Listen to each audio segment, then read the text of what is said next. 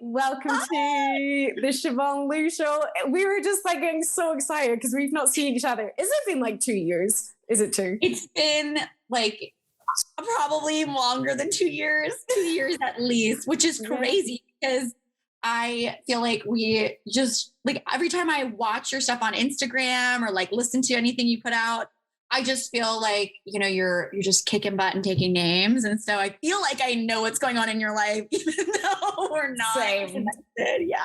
This is honestly, this is like the positive of social media, like being able to connect with people and their lives. And you know, when you get on there, like with your face and you're like, I just love like your stories and what's been happening. And what was it? Was it Umbrella Chats? Is this what I'm remembering? Oh my God.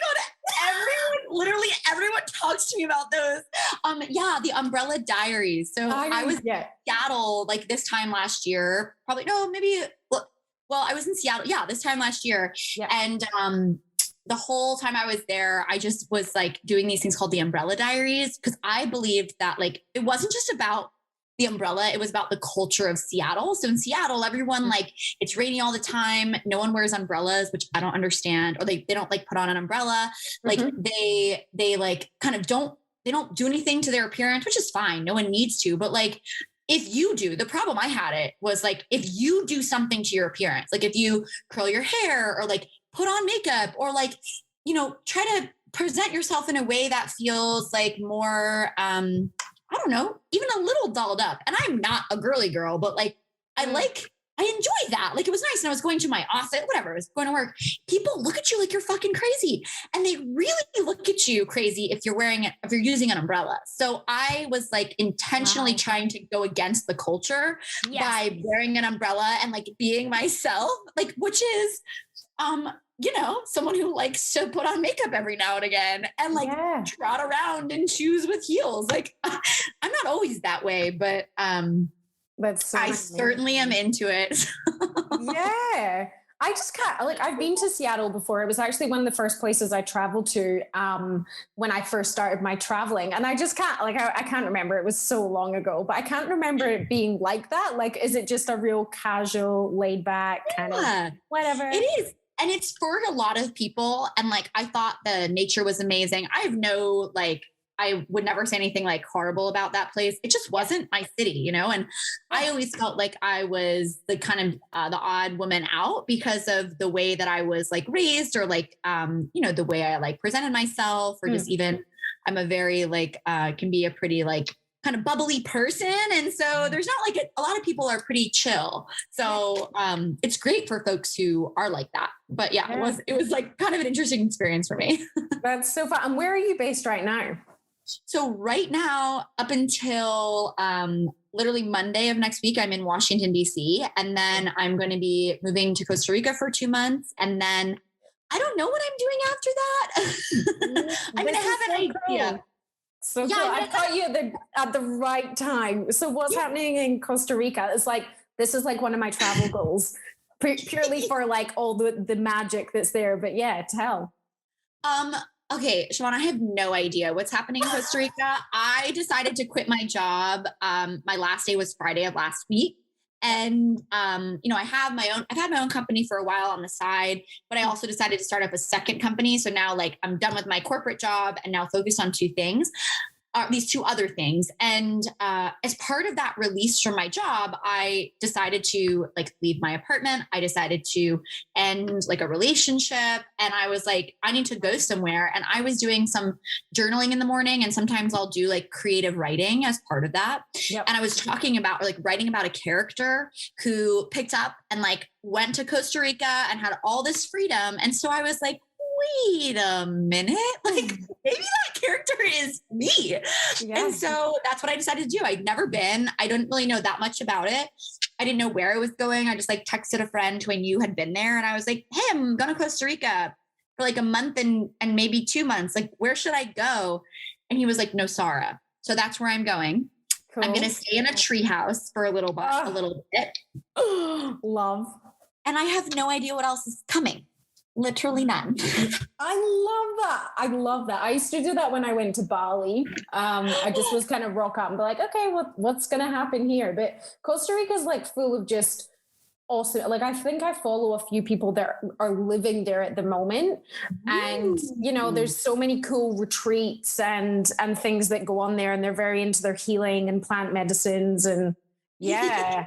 It's definitely like a specific place to go. So Yeah. I'm like particularly excited that I get to be there, and like the energy seems really good. Yeah. So I've heard nothing but like amazing things. Yeah. Amazing.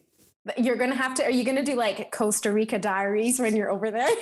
I should. I definitely have told people like that I'm going to keep everyone up to date on what's there. And like, I'm going to really post more on social media, because I think as much as I feel called to do, like, I'm not going to overextend myself, but I definitely will use that as a tool for like expression and like what's going on. And like, I feel like I've led people, at least folks who follow me online and my friends, my family, I've led them through a bit of a journey so far with like my like saying like breaking free from a lot of things, and then my like decisions, and now like my actual time in the space feels like it's going to be a continuation of what they've already probably expected or want to hear more about. Not that I think people want to hear from me, but like, yeah, absolutely. I'm going to post about what it's like to be there.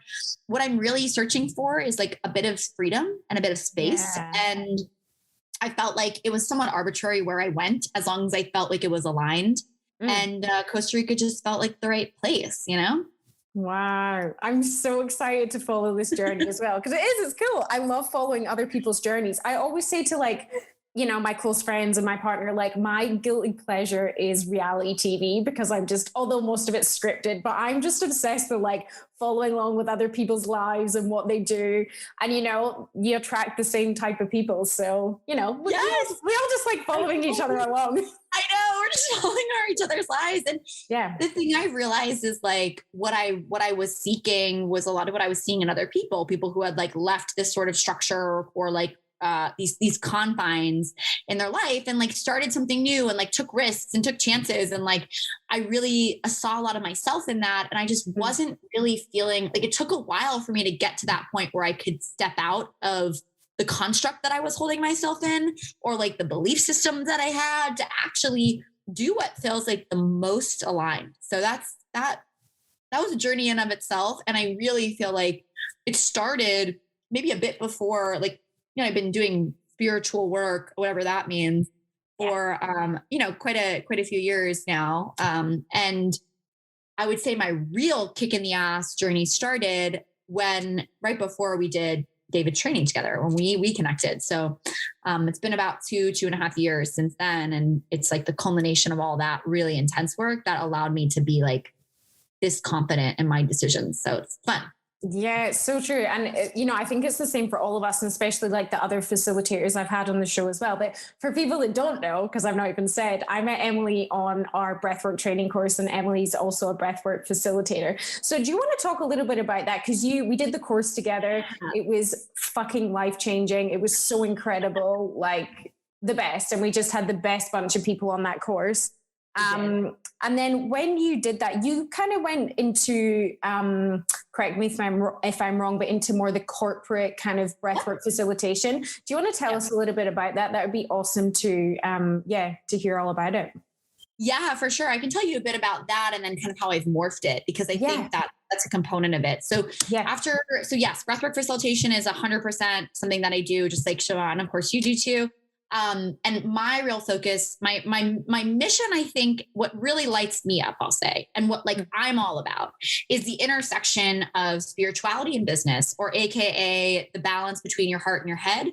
I really believe that like sometimes when we're in our business mind, we're so over indexed on our thought that we don't connect with our body. We don't connect with our heart, like our true sense of purpose. And so we create things that actually aren't stuff that we're proud of, or they create things that cause harm, or like aren't compassionate or whatever. And so my intent with all of the tools I've ever acquired, breathwork being one of them, is to try to fuse that into truly my life, which was a very corporate heavy. I was at Amazon just until recently. I have worked in like governments. I've worked in like startups. I've worked basically creating businesses or like companies or startups, basically either within a corporation or within its own. So like I've always been like creating new things or starting things up. And what I realized in that was like, as I worked with entrepreneurs or like took on that entrepreneur role myself, that like our whole lives are our business, and our whole spirituality is also reflected back to us in our business. So like all of our shit is mirrored to us in our boundary setting, in our taxes, in our bookkeeping, in like everything, in the way we interact with clients. Like our business is not separate from our spiritual selves. Our business is a reflection of us and where we are in our lives. And so like it is inherently just a tool, just like a relationship is, to show you where your blocks are and like where you have the opportunity to grow and expand as a person. So I truly believe that like business orientation and in the way we show up in corporations is a true manifestation of our higher selves. So because of that, what I did was what I did successfully was to take breathwork as a tool and integrate that into the corporate world. And the way that I've done that in that container, and I'll tell you kind of how it's evolved, is in two ways. One, I hold breathwork space and circles for teams and corporations. So like a whole team or like a group of employees will get together and actually breathe together, which is like wild, if you could imagine, because it's so not the norm. And also I do a ton of one-on-one coaching, breathwork facilitation, I should say, with almost exclusively like execs within companies or entrepreneurs. Those are almost exclusive, and it's the same sort of mindset. Like you have to be a certain type of crazy, but like the construct is slightly different. So, what I have kind of evolved into now is infusing breathwork and all the empathetic practices into supporting essentially those business owners, those entrepreneurs, and like balancing the head and the heart. So like all of the business know-how that I have from helping like hundreds of entrepreneurs get started or like launch things myself, do that with the highest integrity possible, AKA integrating breathwork, integrating like somatic therapy, integrating meditation, like really aligning everything you do in your business to like how energy is moving through your body. So it's like, it's like a really fun hybrid thing. And like, I bloody really love it. Yeah, it's amazing. And people need to do this in the context of I believe this. Not everyone has to believe this, but I believe we need to integrate this into our business lives. We can't just spend all of our time doing spirituality over here and then all of our time doing business over here and then try to think like, oh yeah, they're just going to overlap. Well, no, you have to be really conscious about like bringing those two things together, and like diving deep into both, I think are valuable. So, you know, there's a lot tied into that. I so love that you said that, because it's actually the way I always look at things, because I firmly believe that like wherever there's, I wouldn't say like a weakness, but wherever there's work to do in terms of business. And I was even scared to call it a business because I'm like, oh, do I like, is it a business? Do I have a bit? But you know, now is it making money? Then it's a business. Well, it's my full-time job. So I'm like, it's officially a business, you know? So wherever there's an area that needs work, I'm like, well, this is reflecting back at me. So where do I need to work on it? And I think it's so important, you know, like you can get all these different types of coachings, but it's really good to have that person that can guide you. It's like, okay, well, where's the weakness in the business? Because it's a reflection of you, you know, and same as your clients as well. I feel like, you know, I think it was David that said to us, you will just attract people that are similar to you or like you, ones that maybe want to challenge you, ones that are maybe, you know, the same as you that you can help. Yeah, I think it's just a really lovely way to look at it. Nail on head. And I'll tell you like a couple of things off of that. One, I was doing some journey work myself. And I remember really sitting with, and for those of you who don't know, it's basically sitting with certain type of medicine to help you like expand your consciousness. And I was really sitting with my job and I was like, what the fuck is this? Like, I don't understand why it's rocking me so hard. And I had this visual of the energy of the job being like an energy that was like literally attaching onto me and like kind of not in like a mean way, but like kind of like tussling me up a little bit. Like it was really working me, and like, not like I was going to work, but it was working me. And what I realized in that whole exchange and in my time at all of these really intense businesses was that what was really happening was I was putting my authority outside of myself. I was saying, I don't want the burden of taking full responsibility for myself and my actions. I'd like to put that in something outside of me because that feels safer and it feels easier for me to separate my responsibility and my actions from like my rest. And so over time, what that often creates is a sense of tension with people where they're never fully satisfied in their jobs, because even as they rise up the ranks, they realize that like, even though they have higher and higher authority, it never takes precedence over the business authority. And so no matter what you do, no matter how high up you are, your authority, your self-worth is essentially always circumvented by what the company thinks and what the company.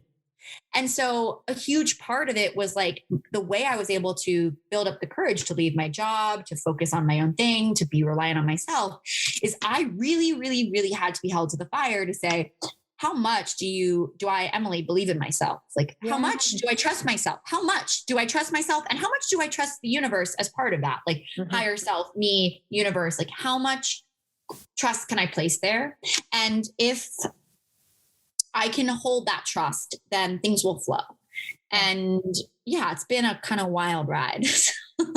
But exciting too. It's like, I think I say it nearly in every show, I'm always in awe of people that just jump into the void. Like they're just jumping, trusting. Same as breathwork. We're like jumping to every single breathwork session, like, fuck. Well, I don't know what's going to happen, but it's going to be uncomfortable. I mean, that's the thing that I do with folks is I try to hold them to their own shit, essentially. Like, if you're unhappy, like, well, why? What's standing in the way of you making the decision to change something? 99% of the time, it's your own self-worth. So like, there's plenty of things you can do to change that. And it's also really hard. Like, it's not like I just say this and tomorrow it's changed. It's like, it comes down to that sense of efficacy. And, everyone's a little different, but generally it's like a consistent pattern. So yeah, absolutely. That's so true. Self-worth, I mean, it always does, doesn't it? Always comes back down to that. And again, this is why breathwork's so powerful, because it's the one thing it showed me so much. It was just like, bang. Same. Breathwork is the most transformative thing I've ever done. I mean, and I would say about maybe about a year ago now, I started doing breathwork every day, even just 5 to 7 minutes. And I mean, Siobhan, I mean, that shit will change your life.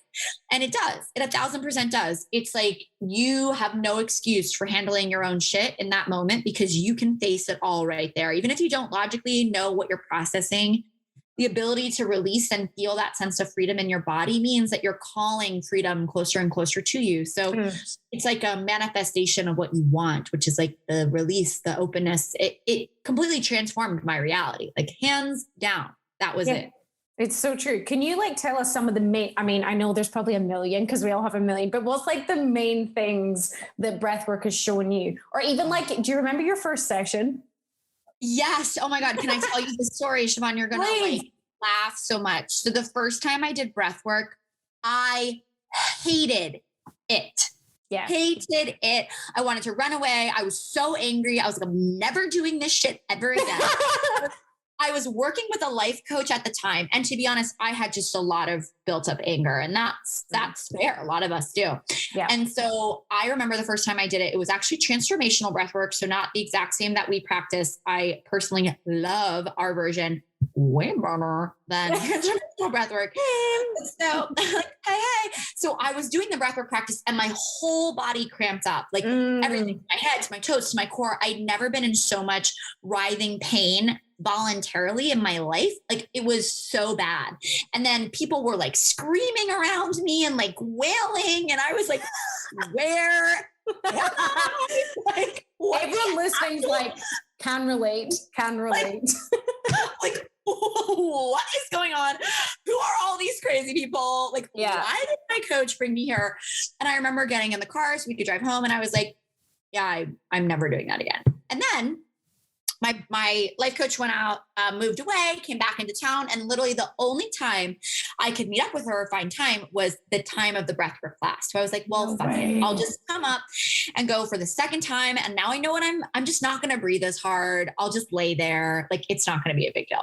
So I did it, and I still breathed a good amount, not the whole thing. And I still cramped the fuck up. And I was like getting the same reaction. And so I thought, this is interesting. Maybe it's actually me. Maybe it's not the breath. And then the third time I did actually our type of breath work, which is more of the Dave Elliott style, through one of my like dear friends, Kathleen. And I had the cramping, but it was way less. And it was so much more manageable. And I actually felt like I could breathe a little bit. And then I asked her, I was like, who taught you this? And she was like, or how are you trained? I asked her what was going on with my hands. And she's like, oh, that's heart opening. And the way that she described it, she looked at me with such knowing and like, good job. And I was like, what? Yes. So I was like unlocked. And then I asked her who was she trained by? And she said, Erin Telford. And then I went home that night, found Erin's website and signed up for her level 1.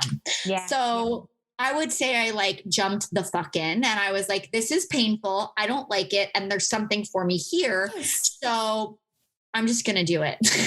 It's so, and I was exactly the same as you, the whole cramping, my hands were like fists. And I always say this, I'm like, I must be bleeding. Am I bleeding? Like, I just thought my nails were like piercing my skin, but it was so painful. And so, like, it really made me look at my shit to the point I'm like, why doesn't everyone know about this and sign me the fuck up? Because I was in so much pain.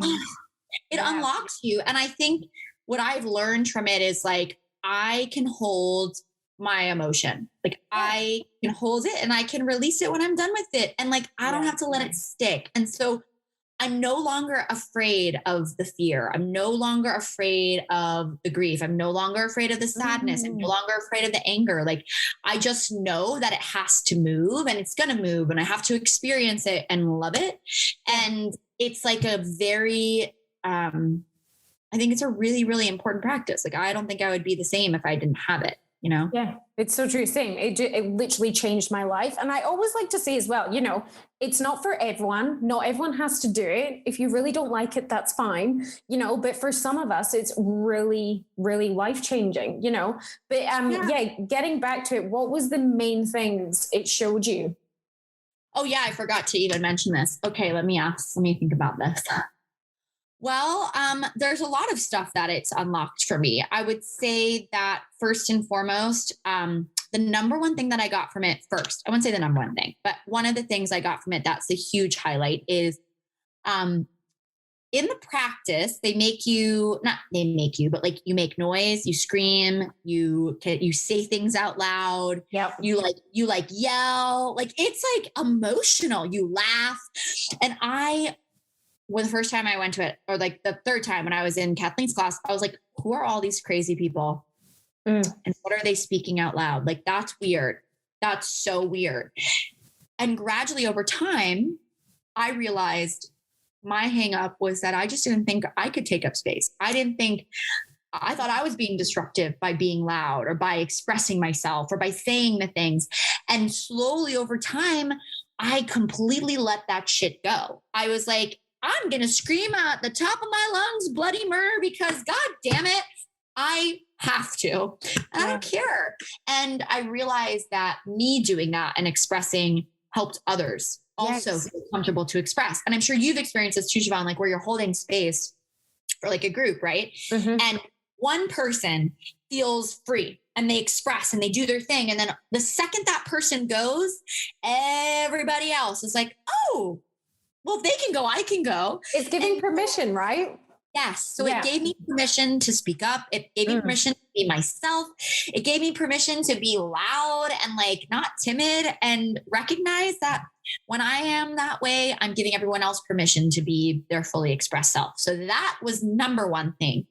Number two, it really, really helped me move through all sorts of emotions, really related to like my life, my overwhelm. Like I mentioned, had a very intense corporate job and always have had intense corporate jobs. That's my own shit I'm working through. And in those moments where I felt like it was just too much to handle, like I thought I was going to collapse from all the stress or the anxiety and just like really, really hard stuff, I would pull out my breathwork, like 7-minute practice, and I would just be able to move through the things I never thought I could move through. So it not only was like a release, but it was a lifeline for me in so many ways, because I could always empower myself to deal with some of my shit. When I always felt like I was stuck, I could I could change that narrative with an action. So it empowered me too in that way. And it's just like, it's always there. It's consistent practice. I know that whatever I'm going through, it helps me process. And, you know, I mentioned I even like ended things with a partner and I was feeling a lot of grief from that breakup. I think we've all been there. Yeah. And I couldn't sleep. Like I was up at 3:00 in the morning and I couldn't sleep. It was too much to bear. And so what do you do in that situation when it feels like too much? Well, because I've been training in breathwork for all this time and my body knows it's like, it's okay. I was able to do the 3-part breathing and I got so much clarity and so much insight and was able to like forgive and cry and like all of these things and eventually get myself back to bed and process. Like I wouldn't have been able to make it through that as easily if I didn't have the tools. So lots of things this has given me. It's not just one, you know? Yeah. I know it is. It's such like a huge list, but definitely with the emotions as well. And, you know, when I start, I'm like, I can't believe how many tears are in there. Like, is there more? Where are they coming from? You know, like so many tears. I'm like, have I been suppressing all of these tears? You know, and it really does. It opens that kind of portal to just be like, you know, something just a little bit sad. It's like, let's cry. Let's just cry right now.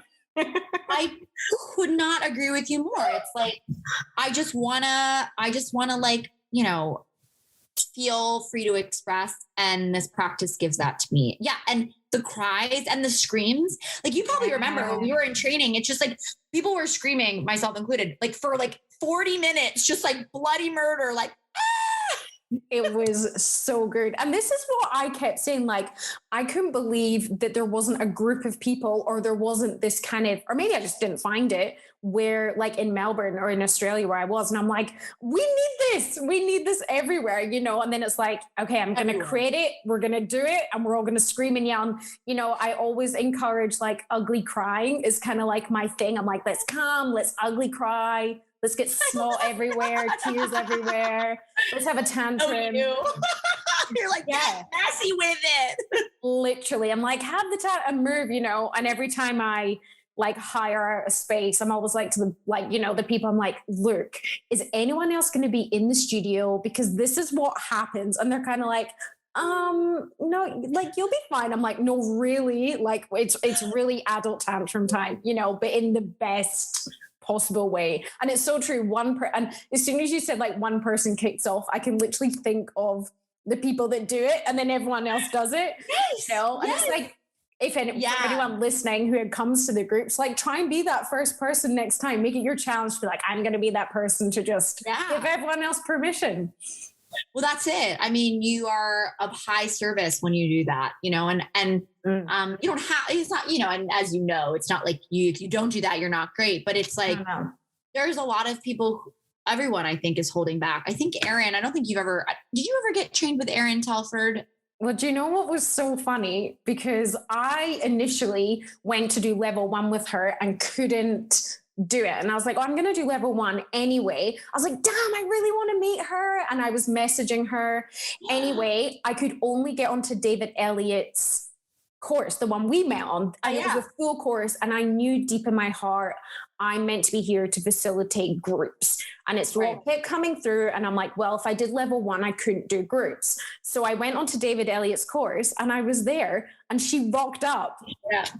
She came and she was looking at me and she's like, wow, look at the way the universe works. Because we met, you couldn't come on my course, but you were meant to be here. And I was like, oh, so but I still want to do one of her courses for sure. Because now, you know, I just want to go back and do one. And it'll be cool. Every time I take any sort of breathwork course, I always learn a lot. Like it's never a waste of time or money or effort ever. No. Like I've done a lot of trainings multiple times. Maybe that's a good thing. Maybe it's a bad thing, but I think it's healing. And then you connect with amazing people and you find so much about yourself that, I don't know, I didn't even really know was there. So that's pretty good. Yeah, it's so true. It is. I mean, we've met the most amazing bunch of people from our course, you know. I know. It was nuts. I just feel like we were so blessed with the people who were there. I mean, it always is, like feels so divine and so orchestrated. And it really opened me up in such a core way. Like I know the other thing I always felt was fascinating about this work is as a facilitator, the reminder, and it was so transformational for me, like we are facilitating, we are not the healers. Like we are healers, but we're not, like, we are not the healer. Like the person in front of us is doing the healing. We are 100%. Space. And so I will never forget during my first training, I was level 1 with Erin. She instructed us to sit next to our partner as they were lying flat and doing the breathing, and to not touch them, not to lean into them, not to do anything. We're supposed to witness them breathe. And like, it was this lesson that just you being there, if you don't do anything else, is enough. And like their breathing and their process is going to do what it needs to do. Yeah. And like, I just remember even in those moments when I didn't have like someone actively facilitating, just sitting there, I still had powerful, powerful experiences. And I think now I've gone through this wave. I'm curious what your thoughts are of this too, Siobhan, is like, I went through this wave of feeling like I really had to do a lot to be a good facilitator. Like I had to like spend so much time on my playlists and like really think about like do all of this stuff and like say the right thing at the right time. And then you get to this point where you realize like, oh, that is not helpful. Like, that is my own shit. And so can I get to the point where all I'm doing is holding the space and just kind of listening to like what I need to say when, and like have fun. That's it. Yeah. And every time I do those sorts of practices where I'm just relaxed and having fun, like I always have like the most powerful. The best. Yeah. It's so true. It's so true. I'm definitely about that. Sometimes I think I do mine a lot from intuition. So I let spirit, intuition, everything guide me all the time. Sometimes my playlists take literally 2 minutes to do. Other times they take a whole day, but no matter what, when I go into the class, like from my intuition, someone will say, and they'll be listening, someone will say, that song really resonated. Yes. This time. Yes. And I was like, honestly, oh my God, no one tells me what to do. I just sit in it and I'm like, this song. And sometimes I'll sit there and I'll take them out seconds before the class. I'll put another swap over. Yes, it's right. Yeah. Siobhan, you're so right. Okay, so what I've also started to learn too with my music, my playlist, is that certain songs bring up certain things. Yeah. And as you probably know. And so I don't know who needs that. I don't know why they need it, but I'll know, oh, we're playing this song today.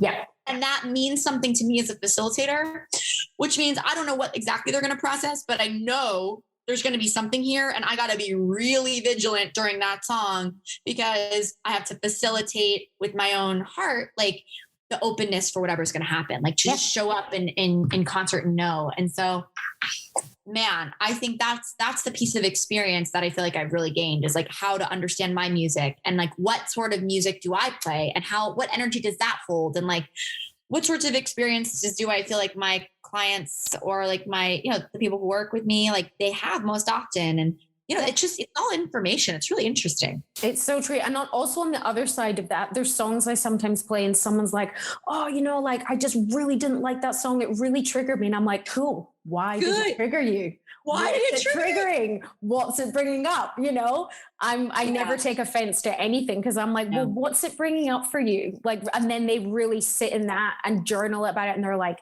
shit, it came from this memory. It got played at this time.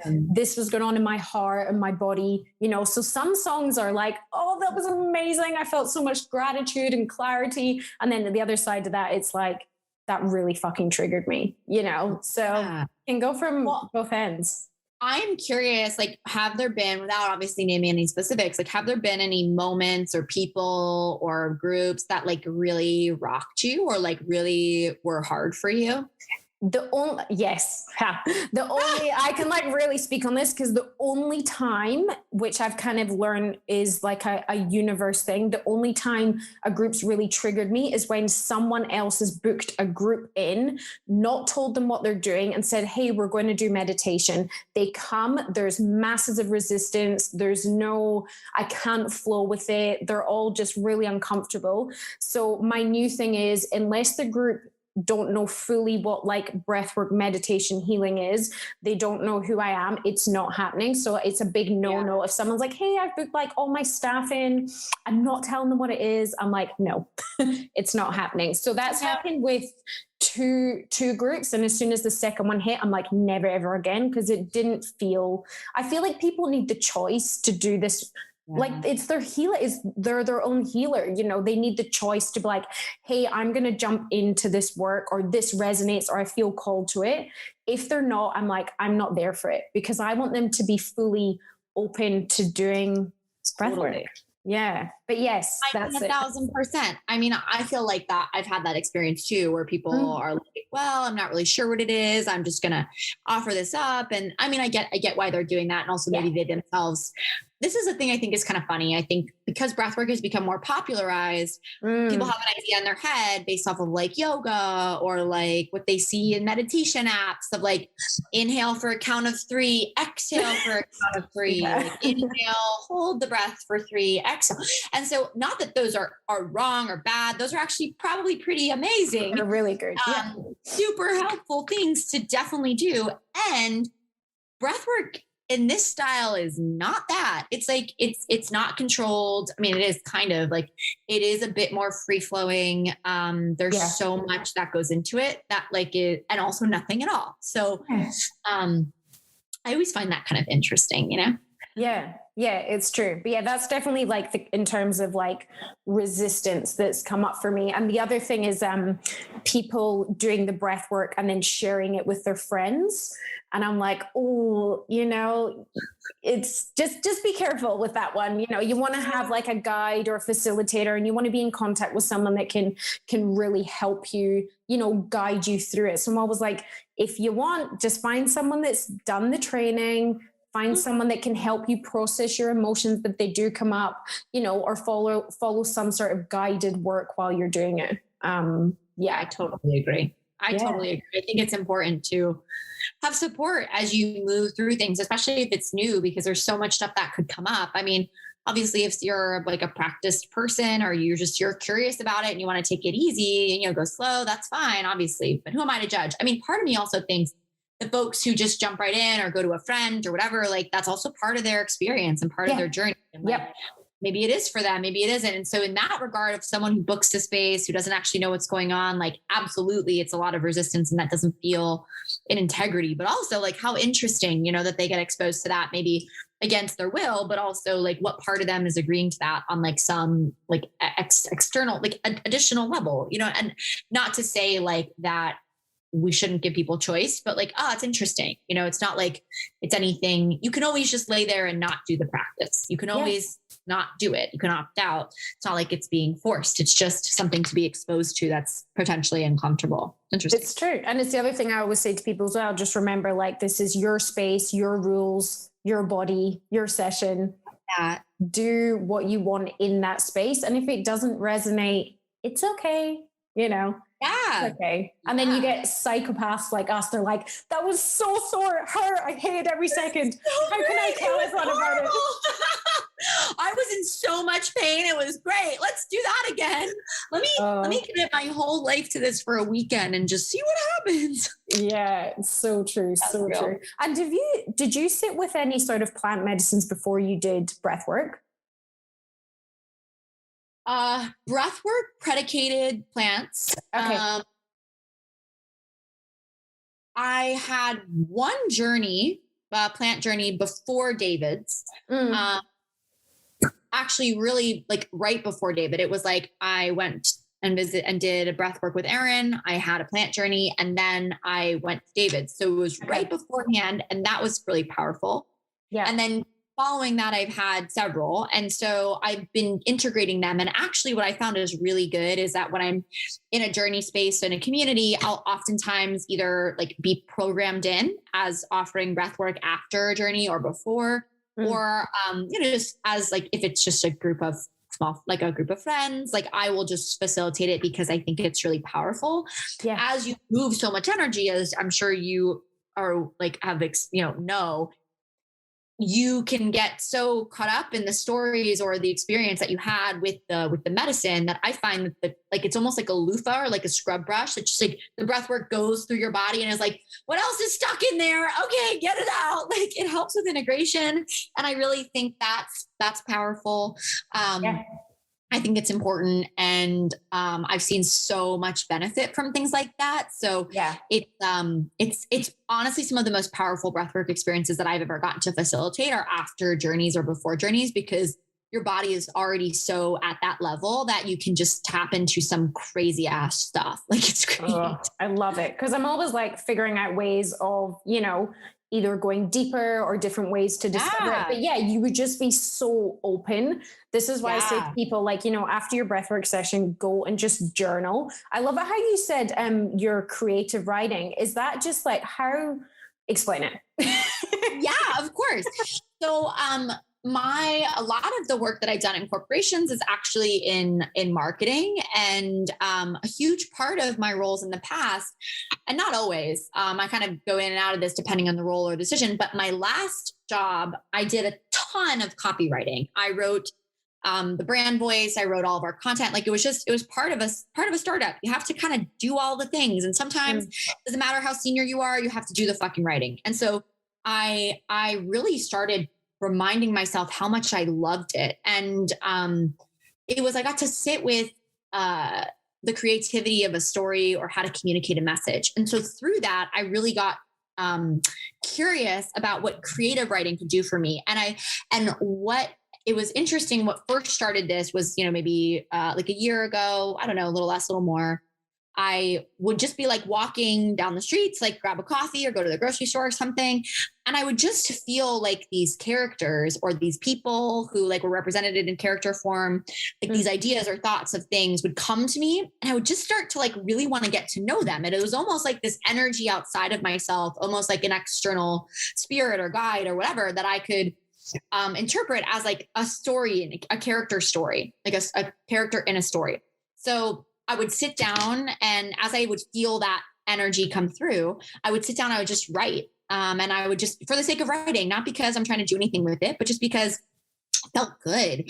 And it felt like the most inspired and creative places. And it felt like really creative and silly and fun. And I could explore my interaction with this external energy. And so I have found now that spending time every day with a little bit of writing practice, I'm not much of I like to journal, but I'm really not a good, consistent journaler. Like I should probably get better at it, but I'm more of a verbal processor than I am a like written processor. Yeah.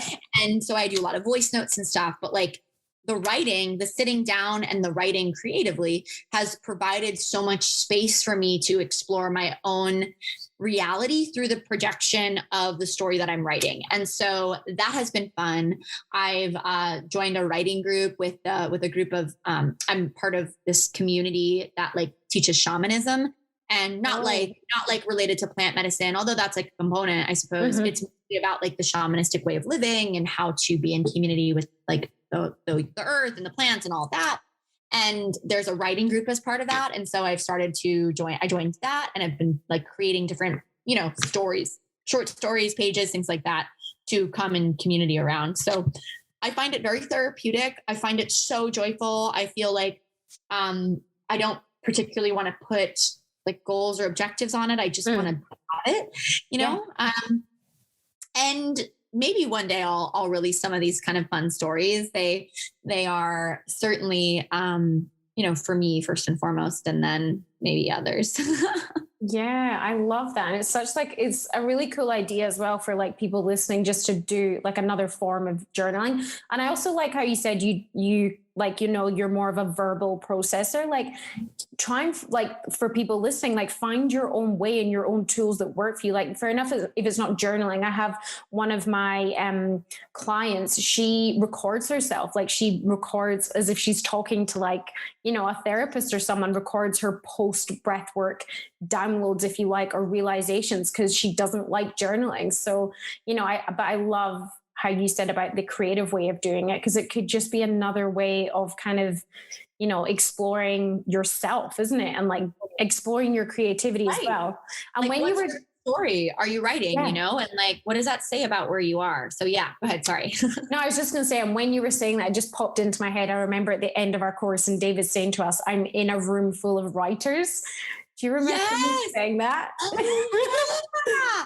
Wait, that's so funny because so many of these people were like writing books or wanting to write a book or a memoir. And I did not say that, but I was like, oh yeah. I mean, I know he really reinforced the importance of creativity. And like we had that whole day where people could like sing and dance and like read poems. And I never really got it. Truly. I was like, this is like kind of a bit like I mean, I loved all people's stuff, but and I certainly supported. I loved all of the things that people said. I myself was like, you could not pay me to like get up there and like read a poem, and it's so brave that people could do that. But I at that point was naive and I did not understand the point of it until I really had that experience of the connection and then the creativity flowing through me, and then I was like, oh, this is an exchange with the universe. And so this is a way to get more clear on how we exchange and how we have to be in service of things. And like,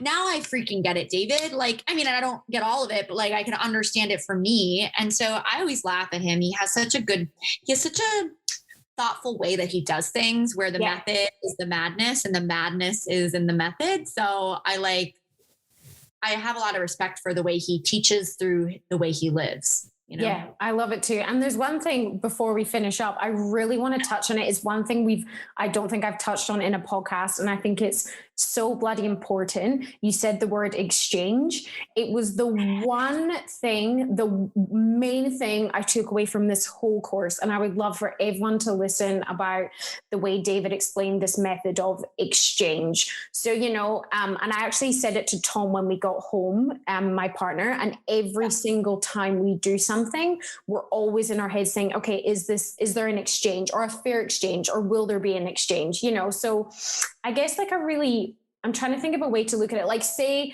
taking breathwork as an example, if I offered breathwork to someone and they're like, oh, hey, I can't afford to pay for it. It's like, okay, well, how else can there be an exchange? You know, you could, you know, leave me a review, or you could walk my dog, or, you know, there has some sort of exchange. And now every time I do something, I'm like, okay, what's the exchange? And for myself as well, like if someone's like giving or doing something for me, you know, it's about like giving back and giving that exchange. And I just think when you said the word, I'm like, we have to discuss this because it's something. Yeah, I totally agree. I mean, I think exchange is about the flow of energy. And if you think about money as a manifestation of energy, and love as manifestation of energy, and acts of service as a manifestation of energy, and like attention and all these things, the manifestation of energy, then, you know, it's certainly important that we put food on our tables and support ourselves. And it's also important that we feel like our services are valued. And so if you feel like the services are valued, even if it's not with a monetary gain, then who gives a crap? Like, as long as you feel aligned and you feel the flow of energy and it feels even, then when you have that level of exchange, no matter what it is, as you know, like, then you can actually show up more fully. Because if you feel like you're being underpaid, then there's going to be some kind of residual resentment, or the exchange is off. There's going to be some sort of residual energetic shit underneath the surface that's going to make it like a less harmonious session. Yeah, that's such a lovely way of putting it. And saying that, that's kind of like resonated with like a previous job I had of being like underpaid. And there was always that resentment, and resentment just is so, like, in terms of energy, it's not good to have it in the body. And it's the same with relationships. It's a really cool way to look at it as well with relationships. So me and Tom really have that game now as well of exchange. You know, we make it fun, and, you know, if he does something for me, it's like, what's the exchange back? But in a really like loving way, you know, and just, it has to be, I think, in every area. So every time we do something, both of us are on, it's like, well, what's the exchange? You know, it's really cool to keep each other accountable with that as well. Cause it's a really lovely flow. And I think if people can really look at that in their lives as well, you'll be like, oh, wow, it makes sense. Yeah. I really love that. I mean, I think the pulling that into relationship is really powerful. I'm going to have to sit with that too. Because I think it matters. You know, you want to make sure if the partnership feels balanced, no matter what sort of exchange it is. So yeah, it's important. It's a really important topic, and one that I think the important part is being in integrity with yourself, because it's easy to be like, oh, this is an exchange, but then really not mean it. Yes. So that's important. And then there's a whole bunch of learning related to our own self-worth. So I get that. Yeah, I love it. And before we finish, can you tell people about your you've got like a side project. Is it the Unmute? Am I right? Oh, yeah. So in addition to this like business entrepreneurial heart head thing I talked about, I also for the past 5 years have run a company that is now a partnership with a friend of mine, or a business partner of mine, who's also a friend, that specifically focuses on helping companies achieve radical inclusion, specifically when it comes to diversity, equity, and inclusion. So wow. It's an organization that sits right at the intersection of right now policy and marketing. So our intent is to try to build empathy within the workplace so that employees can show up and actually like build more trust in themselves and in their customers. And attract like customers in a trustworthy way. So essentially right now we sit at this intersection of business and our marketing and policy. And essentially what we see in the marketplace is that marketing companies or like marketing arms will say, hey, we believe in this. We believe that Black Lives Matter. We believe that trans lives matter. We believe all these things. And then, you look under the hood of the company, you look at their policies and you're like, I don't think you actually mean that. And so there's a lot of that gap, right? And so what we do is we bring those company units together to align them, work through their own shit around their own biases and implicit biases, and then come to a position where like there is alignment and there is clarity and there is truth. And so what we're doing is restoring trust and integrity of customers and companies, and also moving change forward through the lens of radical inclusion. So yeah, it's fun. It's a fun time. So powerful. I love it. Well done, you guys. Doing a lot of stuff, and to me, that's a manifestation of drawing heart and like head together, like business and spirituality, all at that intersection. To me, I don't care how I manifest that. I just want to do it. And wherever I feel like there's like a gap, that's where I want to show up. So that's why I'm doing what I'm doing. I love it. I'm so excited for your journey. And when do you take off? When do you go away to Costa Rica? I leave on Monday, April 5th, which is like crazy. We'll need to do a catch-up episode so you can tell us all how the trip went. Oh my God. Do you think you'll come back? What a really insightful question. I think here's what I think, and we'll use this as a place to start. I'll just caveat this: I don't fucking know, but I'm going to put this as what I feel. Okay. And feelings aren't necessarily a truth; they're just like what I'm sensing. Yeah, they're there. They're there. So I think what's going to happen is I'm going to come back to the US after like 6 to 8 weeks. And I'm going to spend like a week in Asheville because I have like a connection to that place that I want to spend some time there. I think then I'm going to probably spend some time in Florida because I have a client that's down there that I want to connect with in person, barring obviously shots and vaccines and everything. And then I'll be back in DC where I am now for my birthday, because that's in June. And I want to be with my friends and family. So I'll spend some time there. And then I'll probably head up somewhere like Austin or Denver. I don't know, somewhere in the US that's like a little bit like, open to like nomadicness. And then I'll just kind of take it from there. I just have a feeling I'm not going to come back here right away. Like I'm going to keep going. That's my. Me too. I have a feeling that you're not going to either. I love it. We're in the same feeling. Yeah, I think so too. And Siobhan, I have to come to Australia at some point. It's on my list. Here's my like extra kick in the pants. I don't know if you know about Astro Cartography, but it's basically where you take your astrology and you overlay it on top of longitudinal and latitudinal lines that like coordinate based off of degree. And it shows you like where are really powerful places for you to show up and like where are powerful places for you to be. And literally the entire coast from like Sydney to like Melbourne, or maybe it's like Brisbane. I don't know. I'm probably getting that mixed up. Like the whole Gold Coast of like the eastern coast of Australia, my like sun line, which is like a good line to be in, is right along the coast. I'm like well, fuck, I gotta go to Australia. So can you come? We have a bedroom. We have space. I love you. Come and stay. We do. Okay, great. We live in the country. Oh my God, I'm obsessed with this. And I will 100% keep you posted because as you know, we are cut from the same cloth. Like when we say we're going to do something, we just do it. We do it. So, like, we totally do. We just do it. So I'll keep you posted on that. So I don't know. But I do know it'll be a bit undefined. Yes. Can't wait. Thank you so much, Emily, for an amazing conversation. I'm actually more excited for our next conversation now. I know it's going to be so good. I mean, this was brilliant. I am so honored to be a part of this conversation and a part of this wonderful show that you're doing. I am such a fan of your work, as always, and your spirit and all those things. So thank you. Thank you so much. And if people want to connect with you, where can they find you? You have to follow her stories. Oh, yes. So the easiest place to follow along with the day-to-day is my Instagram. It's just Emily Rasowsky, Emily, Mily, Rasowsky, Rasowsky. It's just my first and last name.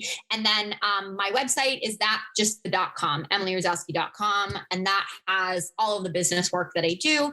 And then last but not least, if you're curious in the DEI work, the diversity and inclusion work, my website is letsunmute.com because my company is called Unmute. Cool name. So many ways to get in touch with me. But Instagram is the catch-all. I'm pretty good about my DM. So if you message me there, I'm super cool to respond. Yeah, I love it. Thank you so much. And I look forward to round 2. Girl, we're going to have fun. I look forward to. That's going to be a different life. So yay. Thank you. You're so welcome.